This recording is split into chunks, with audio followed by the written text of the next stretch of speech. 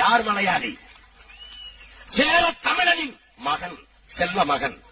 என் பாட்டன் சேர சோழ பாண்டியனின் மூத்த மன்னனின் பிள்ளைகள் தான் இன்று மலையாளிகளாக இருக்கிறார்கள் என்பதை என் அருமை தமிழ் மக்கள் புரிந்து கொள்ள வேண்டும். எம்ஜிஆர் கேரள மண்ணிலே மலையாளியாக பிறந்துட்டார் என்பதற்காக அவரை மலையாளியாக பார்க்க முடியாது. நீ எம்ஜிஆர் சாதி கேட்டிருந்தா ஒரு வார்டு கவுன்சிலர் ஆயிருப்பார் அவரு. சொல்லு. விஜயகாந்தை முதலமைச்சராக ஒரு கூட்டணி ஓட்டு கிடைச்சிடறான். லூசு பயலு. அந்த கூட்டணிக்குள்ள இருக்கிற நல்ல கண்ணுக்கு கால் கட்ட மயிர் அளவுக்கு பெறுவானடா விஜயகாந்த். ஒரு விஜயகாந்தை எடுத்துக்கிட்டா அவர் பாராட்டுக்குரியவர். ஏன்னா ஒரு மிகப்பெரிய தலைவர்களாக அதிகாரத்தில் ஐயா கருணாநிதி அவர்களும் அம்மையார் ஜெயலலிதா அவர்களும் இருக்கும்போது கூட நான் ஒரு மாற்றா வருவேன்னு சொல்றதுக்கு ஒரு ஆண்மைக்கு ஒரு ஆளுமை வேணும். அவர் கிங்கா கிங் மேக்கரா அப்படின்னு கேட்கிறாரு. நான் கிங்கா கிங் மேக்கரான்னு. அவர் கிங்கும் இல்ல கிங் மேக்கரும் இல்ல, அவர் ஒரு ஜோக்கர்.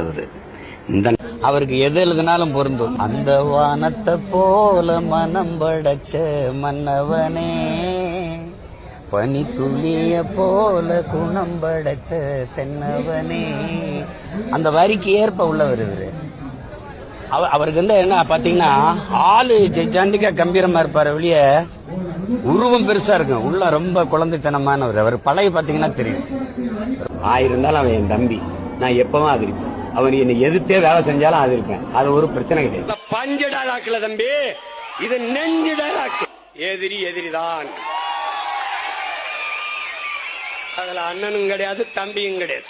ஓட்டுரிமை இருந்தால்தான் மதிப்பீர்கள் என்றால் எங்களுக்கு ஓட்டுரிமை கொடுங்கள். இதுதான் ஆடும் மாடுகளும் நமக்கு வைக்கிற கோரிக்கை.